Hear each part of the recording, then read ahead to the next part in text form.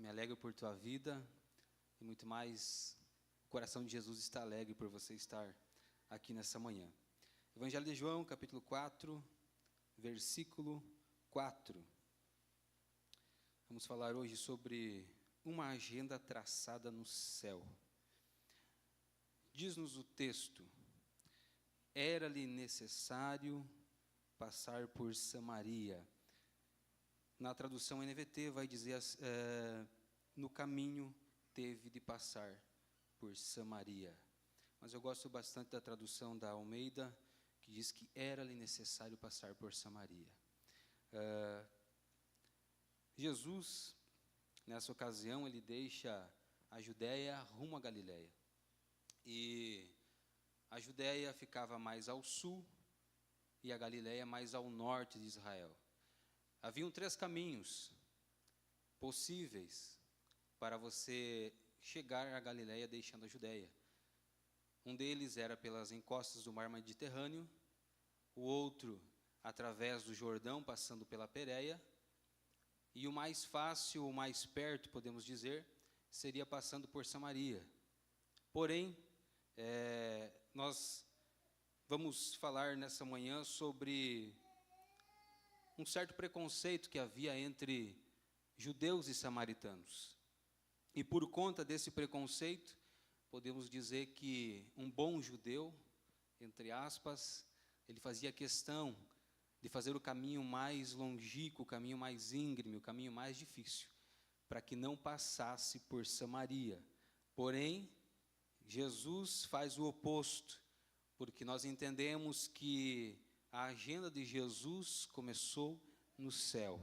E então ele vai em direção oposta ao costume da época para alcançar uma alma sedenta. Amém?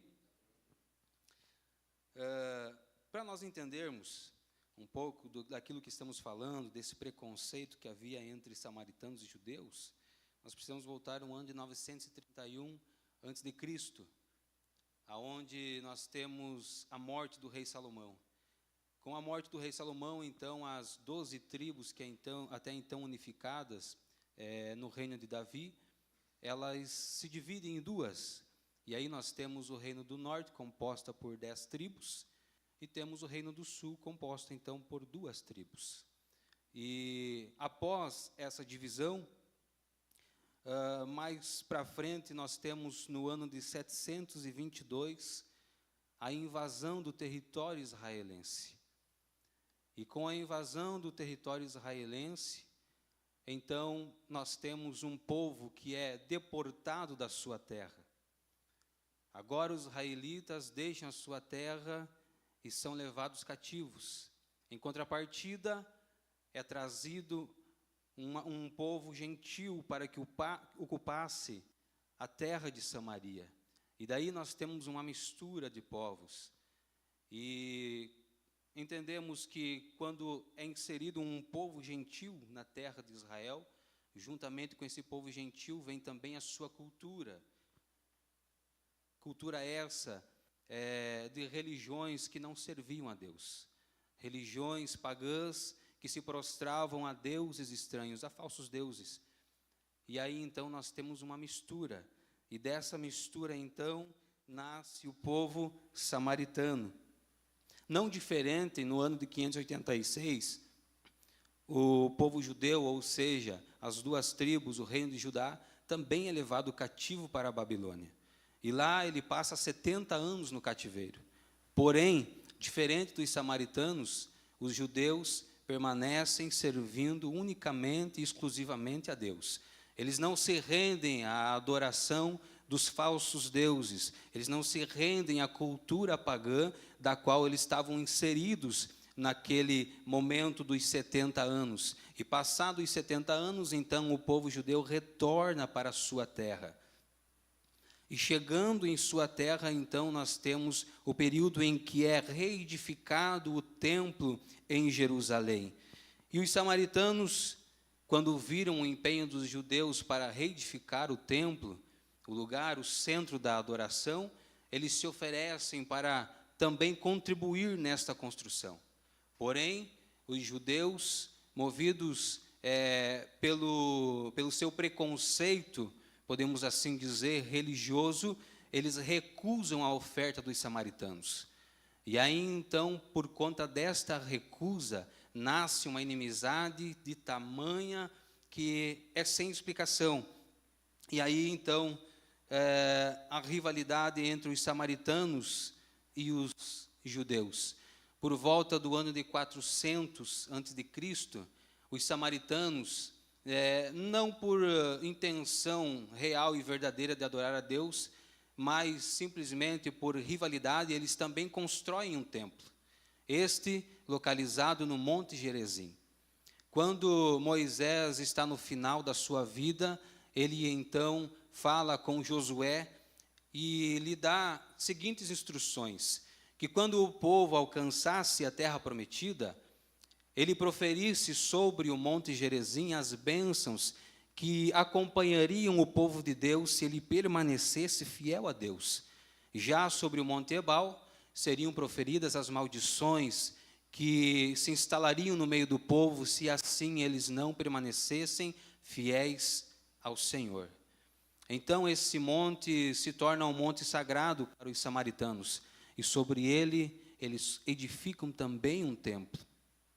E aí, meus queridos, essa inimizade só cresce com o passar do tempo.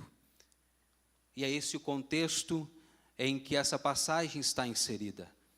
Através dessa inimizade, nós chegamos no capítulo 4 do Evangelho de João, aonde Jesus, se fosse levado pela cultura da época, ele jamais teria passado por Samaria.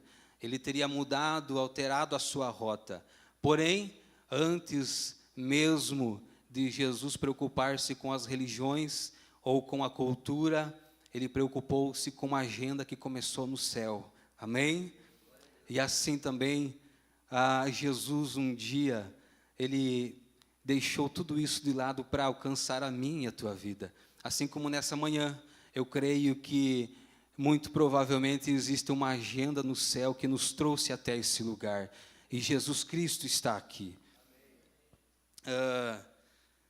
É interessante, meus amados, que quando Jesus chega a esse lugar, melhor dizendo, ao poço de Jacó, em Sicar, quando ele está se dirigindo então da Judéia à Galiléia, ele chega por volta do meio-dia. E nesse horário, não era comum que as pessoas viessem tirar água do poço. Era mais comum e corriqueiro, geralmente as mulheres que faziam esse serviço, virem pela parte da manhã ou à tarde, onde o sol não está tão quente. Mas essa mulher, ela empenha o seu caminho em direção ao poço, logo no momento em que a temperatura está mais elevada. E isso não por coincidência, a mulher buscava fugir dos olhares. Mas Jesus a encontra exatamente no horário em que ela fugia de todos os olhares alheios. E quando Jesus chega para conversar com essa mulher, é interessante notarmos que ele não chega lhe acusando, não chega inferindo palavras que machucassem ela. Ele chega ganhando sua atenção. Ele chega, meus queridos, lhe pedindo um favor. Ele chega e ele empreende um diálogo com ela e lhe pede água para beber. E após ele ganhar a atenção da mulher, então ele traz ela para perto dele e explana, expõe todo o planejamento do Evangelho. Amém? Apesar do fato de que Jesus nunca quebraria um mandamento ou se comportaria de forma imoral, ele rotineiramente desconsiderava os costumes sem sentidos da religião. Jesus, ele rompe algumas barreiras para alcançar a vida dessa mulher. E então chegamos ao primeiro ponto: Jesus rompeu a barreira cultural. O nome Sicar significa a cidade dos bêbados. Jesus, porém, mandou que seus discípulos comprassem comida em Sicar, Os judeus consideravam imunda a comida dos samaritanos. Era tamanha a rivalidade entre judeus e samaritanos que um judeu jamais beberia no mesmo cântaro que um samaritano. E aí você vê a tamanha grandeza da atitude de Jesus em relação a essa mulher. Ele pede que ela lhe conceda água, mas Jesus não tinha nenhum recipiente apropriado naquele momento para assim degustar desta água. Ou seja, Jesus está dizendo, eu me disponho a beber no mesmo cântaro seu. Aqui Jesus quebra um ponto muito importante da cultura. Também ele manda que os seus discípulos vão até a cidade comprar alimentos. Isso era algo impossível diante da cultura da época. Além do mais, um rabino não podia conversar com uma mulher em público. Jesus não só conversou com ela, mas lhe pediu um favor. A mulher tinha uma vida moral reprovada pela lei. Já tinha tido 5 maridos e agora vivia com um amante. Era uma mulher desprezada, mas Jesus a valorizou. William Barclay vai dizer que os mais radicais proibiam um rabino que saudasse uma mulher em público. Sequer um rabino poderia conversar com a própria mulher em público. E aí você vê que Jesus rompe todo esse preconceito cultural da época para alcançar essa mulher. E nos dias de hoje não é diferente. A gente vê Jesus entrando em lugares que, quem sabe, nunca entraríamos, rompendo com a barreira cultural e alcançando vidas, alcançando almas, alcançando pessoas que são preciosas para Ele. Você crê nisso? Que nós possamos também, meus queridos, romper a barreira cultural para alcançar almas para o reino de Deus. Amém, meus amados? Todos entendendo até aqui? Amém. Jesus rompeu a barreira racial. Como já deixamos claro no início, havia uma barreira racial entre judeus e samaritanos. O povo samaritano era uma espécie de caldeamento de raças, uma mistura. O povo samaritano era meio judeu, meio gentil, e havia perdido sua identidade racial. No tempo de Jesus, a desavença entre judeus e samaritanos já perdurava por 500 anos. E pasme, meus queridos, eu fiquei perplexo quando eu li isso daqui. Um judeu considerava um samaritano combustível para o fogo do inferno. Aí você entende o tamanho daquilo que Jesus rompeu para ir de encontro a essa alma. Os samaritanos eram considerados combustível para o fogo do inferno por seus irmãos judeus. Misericórdia Deus tenha de nós. E eu fiquei perplexo com essa situação, mas nos dias de hoje parece que não é muito diferente. A gente vê um preconceito tão grande entre religiões, entre denominações, aonde pessoas que se dizem cristãs consideram que seus irmãos, por pertencer a uma outra denominação, não estão adeptos a ir para o céu. Veja o tamanho dessa irracionalidade, meus queridos. Eu creio que Deus vem buscar, ou melhor, Jesus vem buscar a sua igreja. E esta igreja não é uma igreja denominacional. Apesar de servirmos a Deus na Igreja Batista, eu creio que a igreja que Jesus vem buscar não é uma igreja denominacional. Ela rompe tudo isso. Existem cristãos verdadeiros e autênticos em todas as denominações. Amém? Você crê nisso também? Mas eu louvo a Deus porque eu sirvo a Ele em uma igreja bíblica, em uma igreja que busca viver o Evangelho. Eles não se davam, não bebiam nos mesmos vasos. No entanto, Jesus conversou com a samaritana e lhe pediu um favor. William Barclay vai dizer que a postura de Jesus sinaliza o rompimento do nacionalismo, o que demonstra a universalidade do Evangelho. Jesus veio para buscar salvos em todas as raças, em todas as línguas, de todos os povos, de todas as nações, e eu louvo a Ele por isso, porque senão eu não teria sido alcançado por este evangelho glorioso. Amém? Você pode glorificar o nome dele nessa manhã também, porque ele não se portou com a cultura, com o país, com o modo com que nos vestíamos. Ele olhou para a nossa alma, ele enxergou que ali havia uma necessidade de salvação, e por isso eu me alegro nesta manhã. Terceiro ponto, Jesus rompeu a barreira religiosa.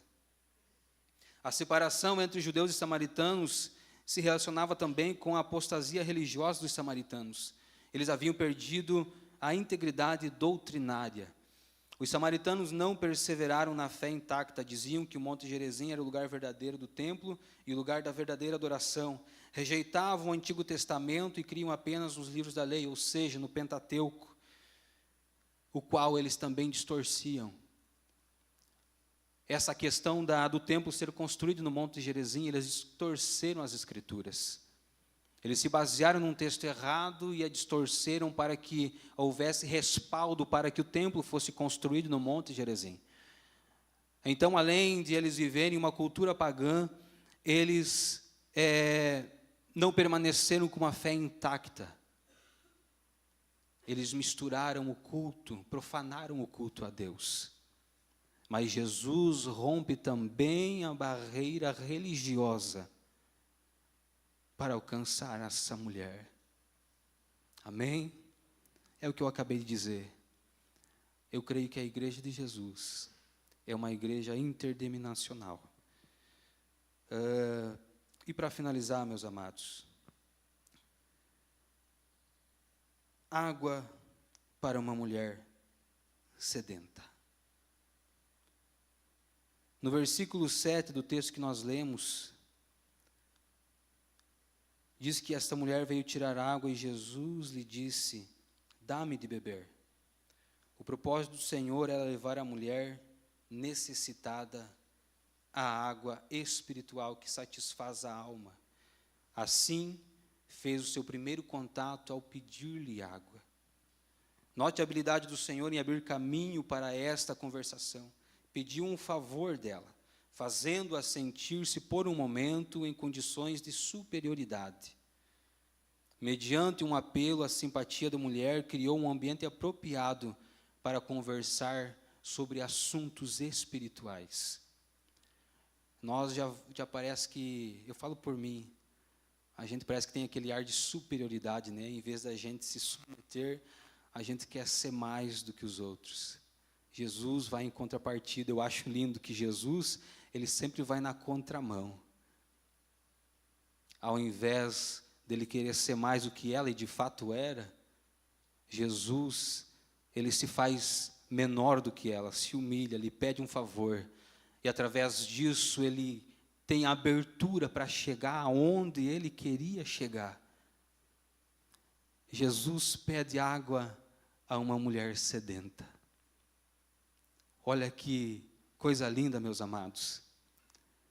Enquanto eu estudava essa palavra, eu me maravilhava com a graça com que Jesus, ele lida com o ser humano. E é tão lindo o agir de Jesus,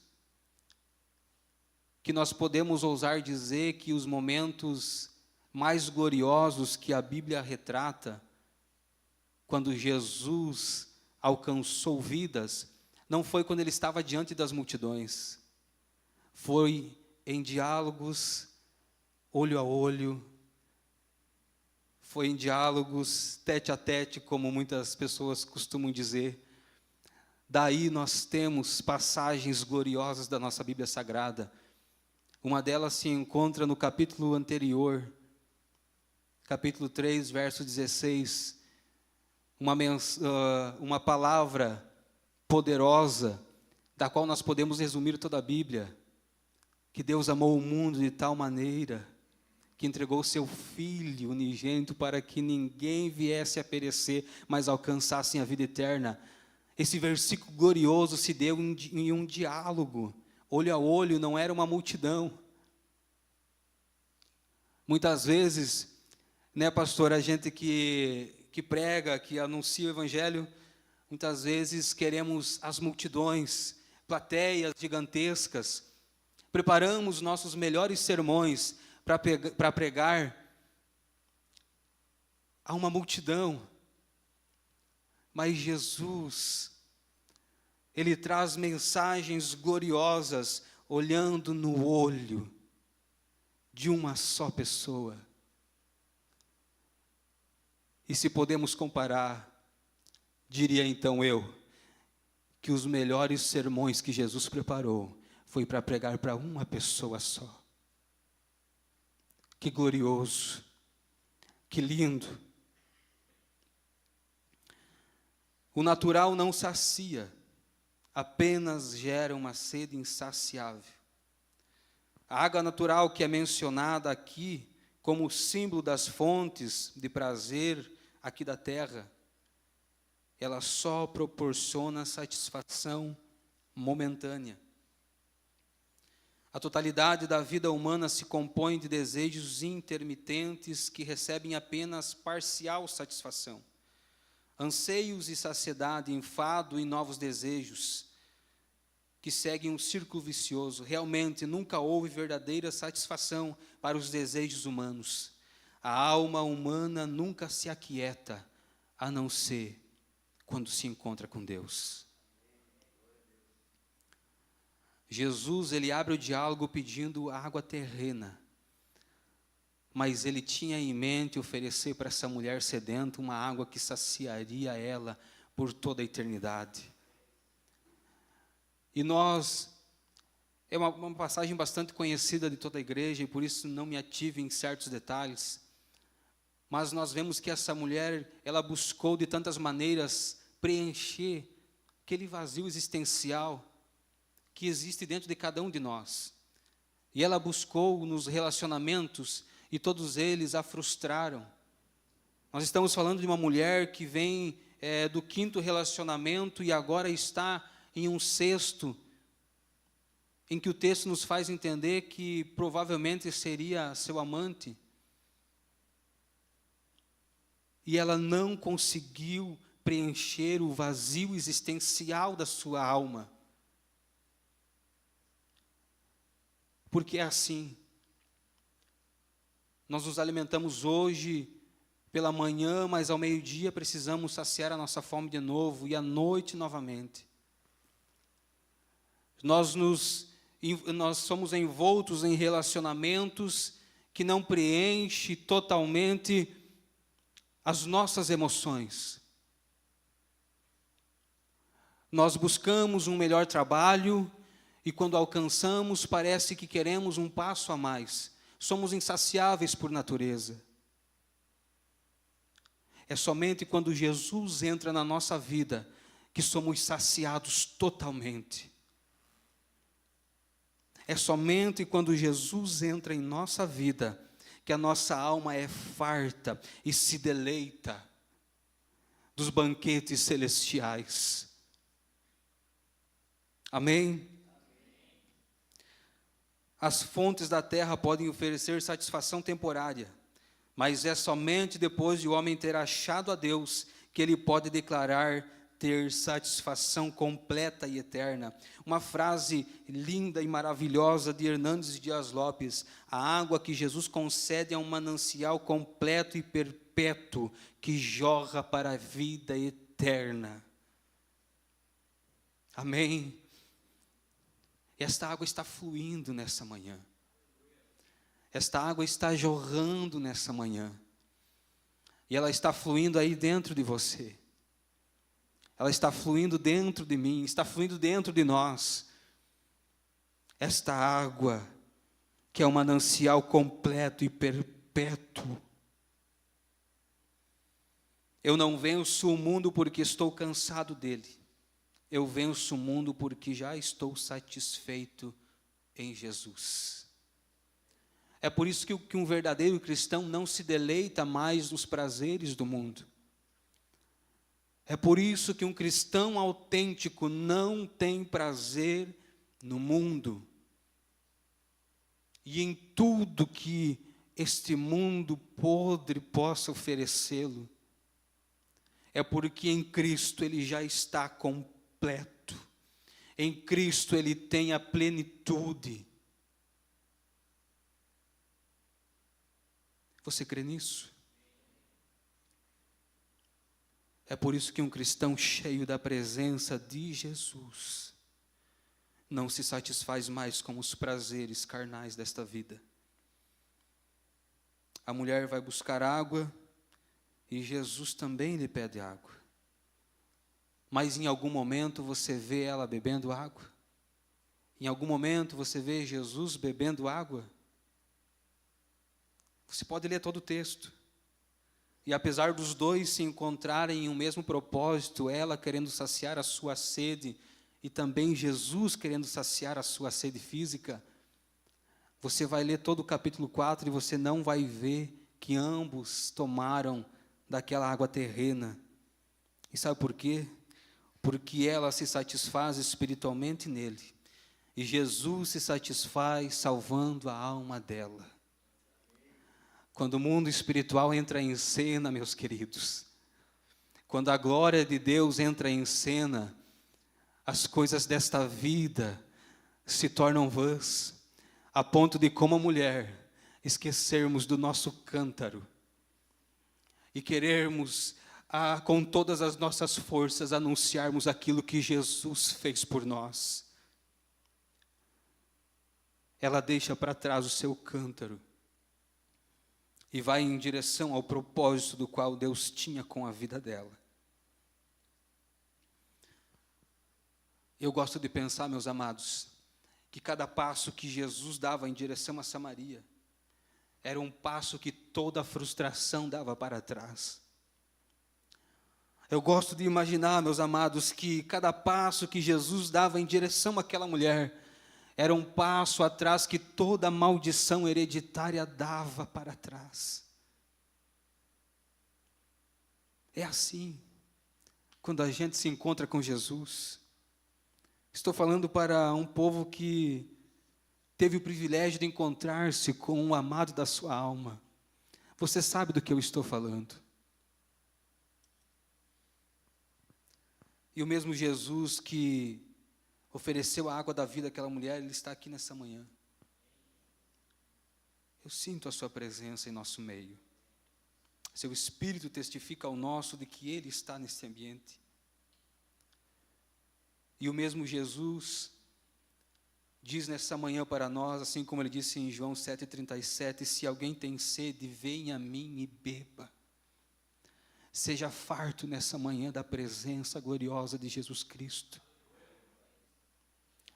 Sacia a tua sede.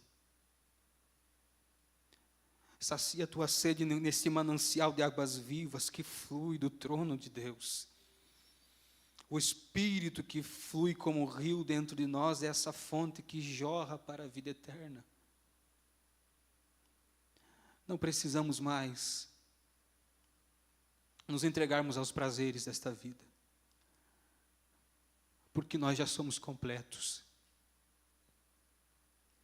Tudo aquilo que os prazeres terrenos possam gerar não se comparam com o prazer da presença de Jesus em nosso dia a dia. Aleluia. Você crê nisso? Esta tem que ser a nossa verdade, meu querido e minha querida. A gente não vence esse mundo por conta de uma religião. A gente não vence esse mundo por conta do que a gente seja cobrado, daquilo que nos cobram. A gente vence esse mundo quando a presença de Jesus é real em nossa vida. Aleluia. E quando essa presença enche a nossa vida de tal maneira, o nosso ambiente familiar muda, o nosso ambiente de trabalho muda, porque aquilo que jorra de nós não é mais pecado e desejos pecaminosos. Aquilo que passa a jorrar de nós são as fontes eternas. O nosso lar se torna um manancial de águas vivas. E somos inundados pela presença do Senhor. Esta semana eu estava falando para o pastor, foi uma semana em que eu acredito que nós não ligamos a TV, e que algo que é tão difícil lá em casa, a gente gosta muito de assistir. Eu, a Sabrina, a Rebeca. Mas esta foi uma semana em que eu acredito que as fontes eternas jorraram tanto dentro do nosso lar, em que essa necessidade ficou secundária. É isso que a presença faz. O resto se torna secundário quando a presença de Jesus inunda as nossas vidas. Assim como Ele preencheu a vida dessa mulher com a sua presença, nessa manhã Ele quer preencher a minha e a tua vida. Ele quer preencher o meu e o teu lar. Ele quer preencher este vazio existencial que nada pode preencher. Eu me recordo, meus amados, quando ele não era cristão, mas já conhecia o Evangelho.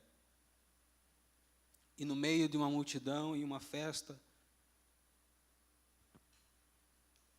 muitas vezes eu me deparava e me via sozinho no meio daquela multidão e pensava, o que eu estou fazendo aqui? Porque aquilo não preenchia. Aquilo não preenchia. Muitas vezes eu sentava na porta da casa da minha mãe e colocava um louvor para tocar, inclusive do Nani Azevedo. Atrai o meu coração o nome daquele louvor, e eu chorava e me derramava na presença de Jesus e dizia, Senhor, essa não é a vida que eu quero para mim. Na época eu fumava, bebia, enfim, e tantos outros vícios. Mas eu dizia, Jesus, não é isso que eu quero para a minha vida, e eu sei que não é isso que o Senhor tem para mim. Eu quero ser preenchido de dentro para fora, pela Tua presença. A água do poço de Jacó simboliza a antiga ordem, herdada tanto por samaritanos como por judeus. E ela é contrastada com a nova ordem do dom do Espírito, a vida eterna. Que nós temos um símbolo muito real de antiga aliança e da nova aliança. Aquela água terrena podia saciar apenas o que era terreno, mas Jesus estava oferecendo algo superior àquela mulher. Carson diz que há ecos de promessas do Antigo Testamento nessa promessa de Jesus. No dia da salvação, o povo de Deus tirará água das fontes da salvação com alegria. Isaías 44:3, porque derramarei água sobre o sedento e rios sobre a terra seca. Derramarei o meu espírito sobre a tua posteridade e a minha bênção sobre os teus descendentes. Quando esta água é derramada sobre nós, quando a manancial de Deus sacia a nossa sede, ela se torna uma fonte tão poderosa, que ela não sacia apenas a nós, mas toda a nossa descendência é alcançada por este manancial. Amém? Você crê nisso? Esse versículo é uma promessa de Deus simbolizando a abundância e a bênção que Ele derramará sobre aqueles que o seguem, oferecendo tanto sustento físico quanto espiritual. A obra que Jesus realiza em nossas vidas, ela abrange todas as áreas da nossa vida, seja física, seja espiritual. E para encerrar, eu peço que a banda venha passando aqui. A igreja eu convido para estarmos de pé.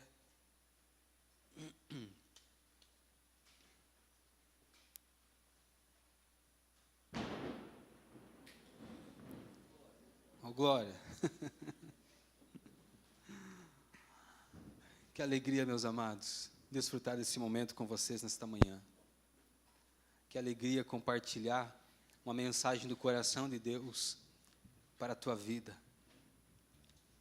E eu creio que nós sairemos daqui nesta manhã, não mais sedentos, mas sairemos daqui como verdadeiros mananciais. Seja um manancial no teu trabalho, seja um manancial dentro da tua casa, seja um rio de águas vivas que flui e sacia a sede daqueles que o rodeiam. Alguns dias atrás, se não me engano, foi no PGM, mas eu vi o cunhado do pastor falando que lá na oficina dele, muitas vezes se abrem portas para falar do evangelho. Que coisa linda! É a água fluindo através da minha e da tua vida. Amém? Quem está disposto a ser um manancial de águas vivas para esta geração?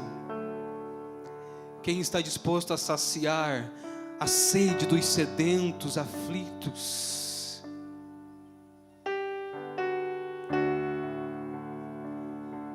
Spurgeon disse que o poder do Espírito Santo que habita em nós é superior a todos os reveses, como um rio que não pode ser forçado a ficar debaixo da terra, por mais que procuremos represá-lo.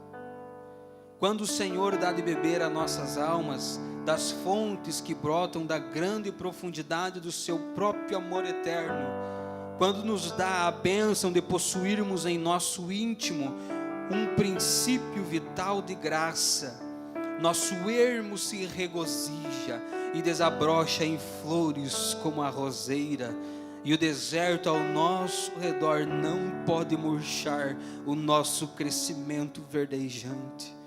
Nossa alma fica sendo um oásis, mesmo quando tudo ao nosso redor é uma secura infrutífera. Aleluia.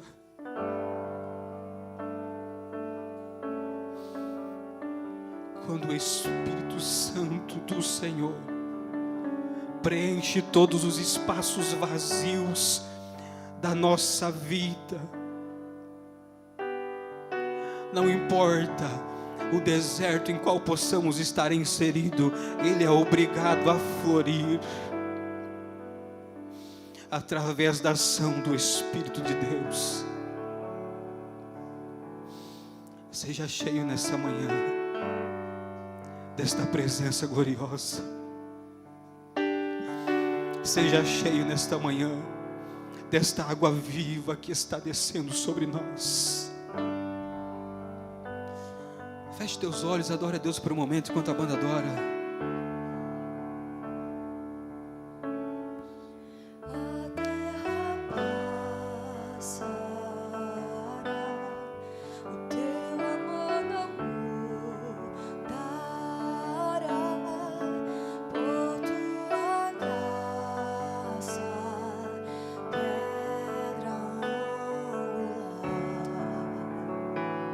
Recebe a presença do Espírito Santo.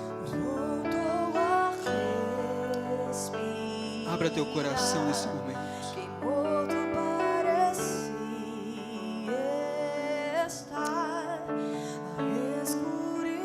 Atrai a presença através da tua adoração. Atrai a presença de Jesus. Peça